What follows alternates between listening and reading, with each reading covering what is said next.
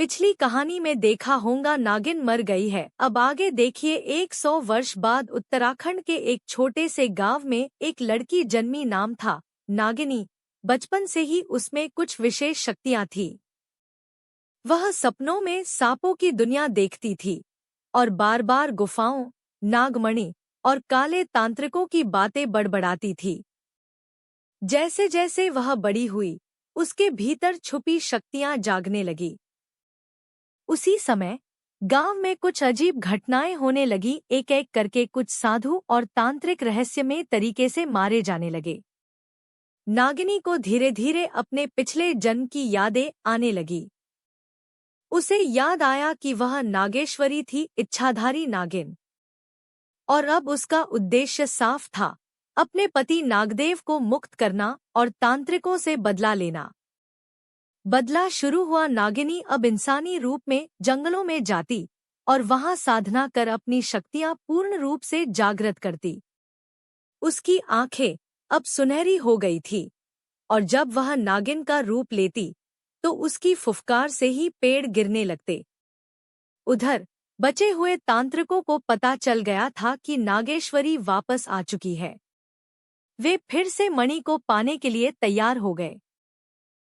उन्होंने शक्ति यज्ञ करना शुरू किया, जिससे वे नागदेव की मूर्ति को चुरा सकें और मणि को निकाल सकें। परंतु इस बार नागिनी तैयार थी। अंतिम युद्ध अमावस्या की रात तांत्रिकों ने अपने काले यज्ञ की शुरुआत की। चारों ओर हवन, तंत्र मंत्र और तामसी ऊर्जा फैली हुई थी। तभी बिजली की तेज गड़गड़ाहट हुई और नागिनी वहां पहुंची। अब वह अपने असली नागिन रूप में थी। काले सुनहरे रंग का शरीर, लंबा फन, चमकती आंखें और भयावह फुफकार। एक एक कर वह तांत्रिकों को मारने लगी। जो भी उससे लड़ता वह जिंदा नहीं बचता। लेकिन मुख्य तांत्रिक आगोड़ तंत्रम ने मणि पर कब्जा कर लिया और नागदेव की मूर्ति को तोड़ने की कोशिश की। तभी नागिनी ने अपनी पूरी शक्ति से हमला किया। नमः शिवाय। उसके फन से निकली अग्नि लपटों ने यज्ञ कुंड को भस्म कर दिया। तांत्रिक चिल्लाया, लेकिन देर हो चुकी थी। नागिनी ने मणि को छूते ही उसे शिवलिंग के सामने रख दिया और शिव से प्रार्थना की। तभी पत्थर की मूर्ति से तेज रोशनी निकली और नागदेव पुनर्जीवित हो उठे। अंत पति पत्नी वर्षों बाद एक हुए।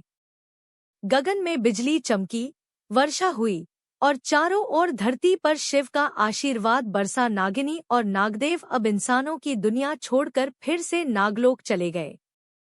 परंतु आज भी लोग कहते हैं, जब अन्याय होगा तो इच्छाधारी नागनागिन जरूर लौटेंगे बदला लेने।